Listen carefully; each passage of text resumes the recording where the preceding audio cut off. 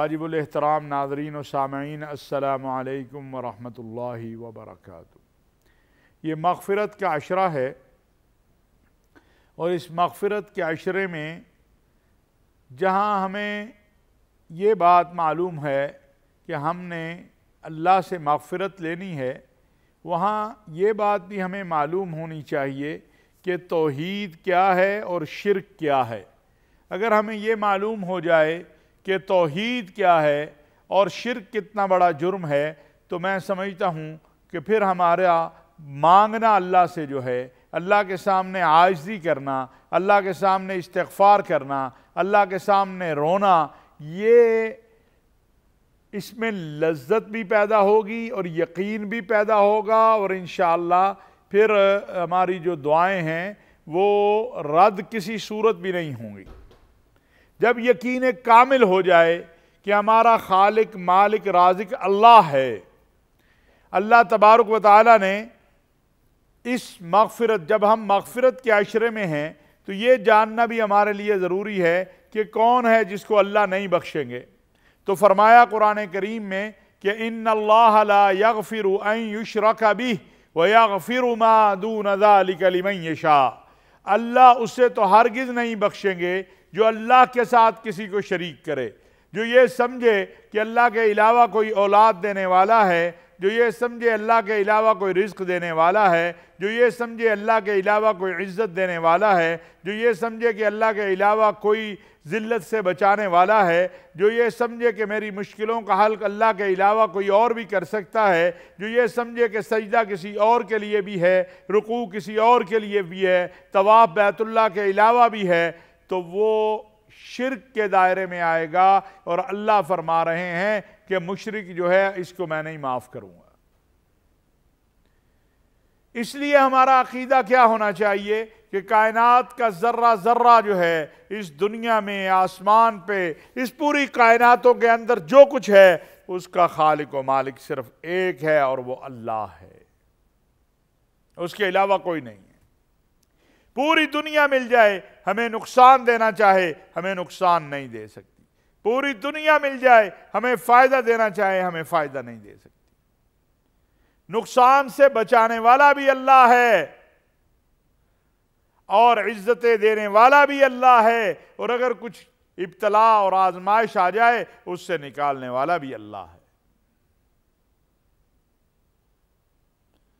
اللہ تبارک و تعالی نے قرآن کریم کی اس آیت میں اپنے بندوں کو مثال دے کر سمجھایا ہے تاکہ وہ یہ یقین کر لیں کہ ان کا خالق و مالک ہی ہر چیز پر قادر ہے، وہی ان اللہ علی کل شیء قدیر، وہی ہر چیز پہ قادر ہے، اس کے علاوہ کوئی اور نہیں ہے۔ فرمایا یا ایھا الناس ضرب مثل فاستمعوا لہ ان الذین تدعون من دون اللہ لن یخلقوا ذبابا ولو اجتمعوا لہ وَإِن يَسْلُبْهُمُ الذُّبَابُ شَيْئًا لَا يَسْتَنقِذُوهُ مِنْهُ ضَعْفَ الطَّالِبُ وَالْمَطْلُوبُ۔ اے لوگو، تمہارے لیے ایک مثال بیان کی گئی ہے، سو اسے غور سے سنو۔ بے شک وہ لوگ جنہیں تم اللہ کے سوا پکارتے ہو ہرگز ایک مکھی پیدا نہیں کریں گے، خواہ وہ اس کے لیے سارے کے سارے جمع ہو جائیں۔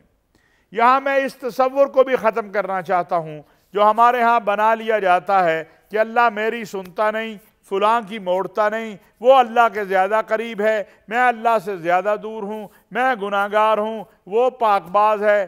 اللہ تو سب کا اللہ ہے، اللہ تو سب کا اللہ ہے، وہ تو اس کا بھی رب ہے جو اسے نہیں مانتا۔ اس لیے کہا الحمدللہ رب العالمین، دونوں جہانوں کا رب ہے۔ یہ نہیں کہا کہ الحمدللہ رب المسلمین، الحمدللہ رب المؤمنین، نہیں کہا وہ دونوں جہانوں کا رب ہے، وہ اس کا بھی رب ہے جو اسے سجدہ کرتا ہے، جو اسے مانتا ہے، وہ اس کا بھی خالق و مالک ہے جو اسے نہیں مانتا، رازق وہ اس کا بھی ہے، رزق اسے بھی دے رہا ہے۔ لیکن مغفرت جو اگلی زندگی کے مرحلے ہیں، اس زندگی کے بعد وہ مربوط ہیں اللہ کی توحید کے اقرار اور اس پہ عمل کے اوپر۔ اگر کوئی اللہ کی توحید کو نہیں مانتا تو وہ جنت کا بھی حقدار نہیں ہے اور قبر میں بھی اس کے لیے سختی ہی سختی ہے۔ ان اللہ لا یغفر ان یشرک بہ ویغفر ما دون ذلک لمن یشاء ومن یشرک باللہ فقد ضل ضلالا بعیدا۔ بے شک اللہ اس بات کو نہیں بخشے گا کہ اس کا شریک بنایا جائے، اور بخش دے گا جو اس کے علاوہ ہے جسے چاہے گا، اور جو اللہ کے ساتھ شریک بنائے تو یقیناً وہ بھٹک گیا اور بہت دور بھٹک گیا، ضلالا بعیدا۔ جب اللہ کے ساتھ شریک بنا لیا تو پھر وہ غیر المغضوب علیہم ولا الضالین جو ہم پڑھتے ہیں، یا اللہ ان کے راستے پہ نہ چلانا جن پہ تیرا غضب ہو گیا، ہدایت سے دور ہوتا چلا گیا، کبھی لات کبھی عزا، کبھی کوئی کبھی کہا یہ درخت جو ہے یہ مجھے اولاد دے دے گا، کبھی کہا یہ پتھر مجھے اولاد دے دے گا، کبھی کہا یہ فلاں میری مشکل حل کر دے گا، کبھی کہا یہ فلاں سے مجھے رزق مل جائے گا۔ کوئی اللہ کے اختیار میں ایک لمحے، ایک منٹ، ایک سیکنڈ کا تصرف نہیں رکھتا۔ اللہ مختار کل ہیں، اور قل هو اللہ احد اللہ الصمد لم یلد ولم یولد ولم یکن لہ کفوا احد۔ وہ ایک ہی ہے، بے نیاز ہے، نہ اس کا کوئی بیٹا، نہ اس کا کوئی بھائی، نہ اس کی کوئی بیوی۔ وہ مختار کل، جو چاہے جس طرح چاہے کر دے، کیونکہ ان اللہ علی کل شیء قدیر، وہی ہر چیز پر قادر ہے۔ یہ فرمایا گیا من مات وهو يدعو من دون اللہ، جو مر گیا اور وہ اللہ کے علاوہ کسی اور کو پکارنے والا تھا تو وہ آگ میں داخل ہوگا۔ انہ من یشرک باللہ فقد حرم اللہ علیہ الجنہ، جو اللہ کے ساتھ کسی کو شریک ٹھہرائے گا اللہ اس پر جنت حرام کر دے گا۔ یہ تصور مشرکین مکہ کیا تصور رکھتے تھے؟ وہ کہتے ہیں یہ لات عزا منات یہ مختار کل نہیں ہیں، لیکن یہ رزق دے سکتا ہے، یہ عزت دے سکتا ہے، یہ اولاد دے سکتا ہے، ان کو اللہ کے اختیار میں تصرف ہے۔ اللہ نے کہا نہیں، میرے اختیار میں کوئی تصرف نہیں رکھتا، میں مختار کل ہوں، سارے اختیار میرے پاس ہیں، میں ہر چیز پہ قادر ہوں، ساری قدرت میری ہے، میں جانتا ہوں، جو ازل سے ابد تک ساری حقیقتیں میرے پاس ہیں، میرے علاوہ کسی اور کے پاس نہیں ہیں۔ تمہیں مشکلوں سے بھی میں نکالوں گا، تمہاری حاجتوں کو پورا میں کروں گا، اولاد بھی میں دوں گا، تمہیں بھی میں نے پیدا کیا، عزتیں بھی میں دوں گا، یہ زمین بھی میں بنانے والا، آسمان بھی میں بنانے والا، جنت دوزخ کا مالک بھی میں، جنت میں بھیجنے والا بھی میں، دوزخ میں بھیجنے والا بھی میں، جنت کے اندر تمہارے لیے نہریں بنانے والا بھی میں، دوزخ سے تمہیں بچانے والا بھی میں۔ تو میں وہ اللہ ہوں جس کا کوئی شریک نہیں ہے، لہذا جو میرا شریک ٹھہرائے گا وہ جان لے ان الشرک لظلم عظیم، شرک بہت بڑا ظلم ہے۔ قل ادعوا اللہ وادعوا الرحمن ایما تدعوا فلہ الاسماء الحسنی، کہہ دو اللہ کو پکارو یا رحمان کو پکارو، تم اس کو اس کے جس نام سے بھی پکارو گے یہ اس کے بہترین نام ہیں۔ اللہ تبارک و تعالیٰ کے بتانے کا ہمیں ایک ہی سبب ہے کہ میرا بندہ مجھے چھوڑ کے کسی اور کو خالق و مالک نہ سمجھنے لگ جائے، کسی اور کو رازق نہ سمجھنے لگ جائے۔ اس لیے اللہ نے بار بار قرآن میں توحید کی طرف ہمیں دعوت دی ہے، اور پھر فرمایا ہے کہ ان اللہ وملائکتہ یصلون علی النبی یا ایہا الذین آمنوا صلوا علیہ وسلموا تسلیما۔ اللہ اور اس کے فرشتے، ان اللہ وملائکتہ یصلون علی النبی، اللہ اور اس کے فرشتے وہ رسول اللہ صلی اللہ علیہ وسلم پر سلام بھیجتے ہیں، درود بھیجتے ہیں، رحم کرتے ہیں، اللہ کریم کرم کا معاملہ فرماتے ہیں۔ اور اے ایمان والو، تم بھی نبی صلی اللہ علیہ وسلم پر سلام بھیجو، صلات بھیجتے ہیں۔ اے لوگو جو ایمان لائے ہو، تم بھی اللہ کے نبی پر صلات و سلام بھیجو۔ اب جب یہ عقیدہ ہم نے بنا لیا کہ تمام تر اختیارات کا مالک اللہ ہے، تو اگلا عقیدہ بھی بنانا ہے، کیا؟ وَمَن يَتَوَكَّلْ عَلَى اللَّهِ فَهُوَ حَسْبُهُ، کہ جب سارے اختیار اللہ کے پاس ہیں تو اب میرے سارے امور بھی اللہ پر توکل ہے۔ یہ ہے اللہ پر توکل، اور جس نے اللہ پہ توکل کی اللہ اس کے لیے کافی ہے۔ اللہ اکبر، اللہ کریم اپنے بندوں پہ بڑا ہی مہربان ہے۔ کہا دیکھو ہمیشہ کے لیے کون ہے اور ہمیشہ کس نے رہنا ہے؟ اللہ نے۔ وَتَوَكَّلْ عَلَى الْحَيِّ الَّذِي لَا يَمُوتُ، اس زندہ پر بھروسہ کر جس نے کبھی مرنا نہیں ہے، جس کو موت آئے، جو تمہارا محتاج ہو، وہ تمہارے مسائل کیا حل کرے گا۔ اللہ لا الہ الا هو الحی القیوم لا تأخذہ سنۃ ولا نوم، جو زندہ ہے، قیامت آ جائے تب بھی موجود، قیامت کے بعد بھی موجود، قیامت سے پہلے بھی موجود، اس نے ہمیشہ رہنا ہے، نہ اسے اونگ آتی ہے نہ نیند آتی ہے۔ لا تأخذہ سنۃ ولا نوم۔ اور پھر جب یہ عقیدہ ہے، اور دعا کا طریقہ کیا ہے؟ جو دعا کا طریقہ ہے وہ یہ ہے کہ آپ پہلے الحمد پڑھیں، تعریف کریں اللہ کی، الحمدللہ رب العالمین، اے اللہ ساری تعریفیں تیرے لیے ہیں، اور درود و سلام ہو محمد الرسول اللہ صلی اللہ علیہ وسلم پر۔ اس کے بعد اپنے گناہوں کا اعتراف کریں۔ ربنا آمنا بما انزلت الی، اللہ جو تو نے اتارا اس پر ایمان لے آئے۔ ربنا اننا ظلمنا انفسنا، یہ توبہ کی بہترین دعا ہے۔ حضرت آدم علیہ السلام کی توبہ اسی دعا سے قبول ہوئی۔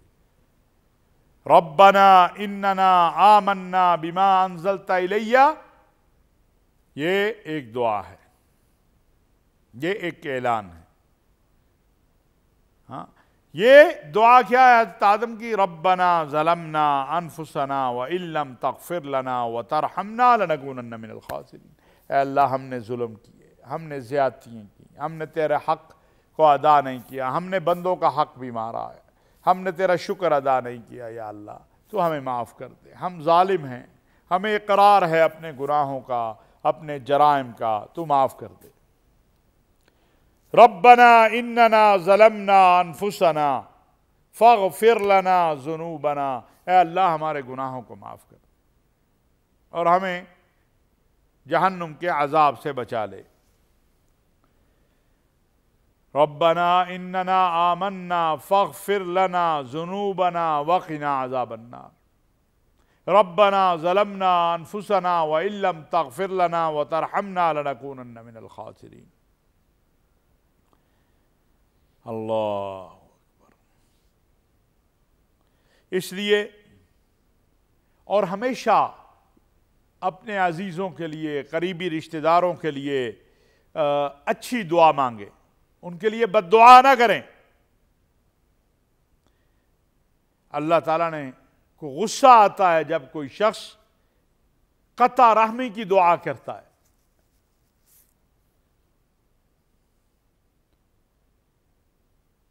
اور ایسا کام کرتا ہے جو حرام ہے، اور فرمایا والذین ہم عن اللغو معرضون، اللہ تعالیٰ سے وہ مانگو جو اس کی شایان شان ہے، وہ ہر چیز پہ قادر ہے۔ لغویات میں مت پڑھو،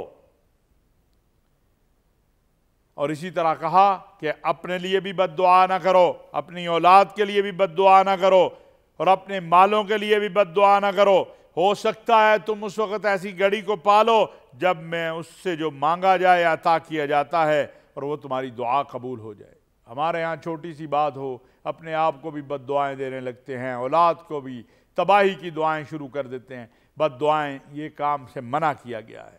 رسول اللہ صلی اللہ علیہ وسلم نے فرمایا لا تدعوا علی انفسکم ولا تدعوا علی اولادکم ولا تدعوا علی اموالکم، اس لیے کہ کوئی ایسی گھڑی ہو سکتی ہے قبولیت کی، وہ کہیں بد دعا جو آپ اپنے لیے کر رہے ہیں، اپنی اولاد کے لیے کر رہے ہیں، اپنے مال کے لیے کر رہے ہیں، اپنے کاروبار کے لیے کر رہے ہیں، وہ کہیں قبول ہی نہ ہو جائے۔ تو سب سے پہلے تو یہی ہے، یہ مغفرت کا عشرہ ہے کہ ہم اللہ سے یقین کامل کے ساتھ مانگنے جائیں، اپنے عقیدے کی تصحیح کر لیں کہ اللہ ہی ایک ہے اور یہ امت آخری امت ہے اور رسول اللہ صلی اللہ علیہ وسلم آخری نبی ہیں، آپ کے بعد کوئی نبی نہیں آنا، آپ آخری نبی ہیں، آپ کے بعد آپ کی اس امت کے بعد کوئی امت نہیں آنی، اور اللہ کے علاوہ نہ کوئی حاجتوں کو پورا کرنے والا ہے، نہ کوئی مشکلات کو حل کرنے والا ہے، نہ کوئی اولاد دینے والا، نہ رزق دینے والا، نہ عزت دینے والا، وہی خالق و مالک ہے۔ اور پھر جب اس کے سامنے جائیں گے انشاءاللہ خالی ہاتھ نہیں آئیں گے۔ اب میں آپ سے یہ سوال کیا گیا کہ دعا کے لیے افضل مقام کون سا ہے؟ افضل مقام تو دعا کے لیے بیت اللہ ہے، مسجد نبوی ہے، بیت المقدس ہے، میدان عرفہ ہے، لیکن اولاد کے لیے ماں باپ کی دعا جو ہے وہ تو بہت ہی مجرب اور قبولیت والی ہے، اور افضل ترین کیفیت جو دعا کی ہے وہ سجدہ ہے کہ سجدے میں جا کے انسان اپنے رب کے سامنے دعا کرے،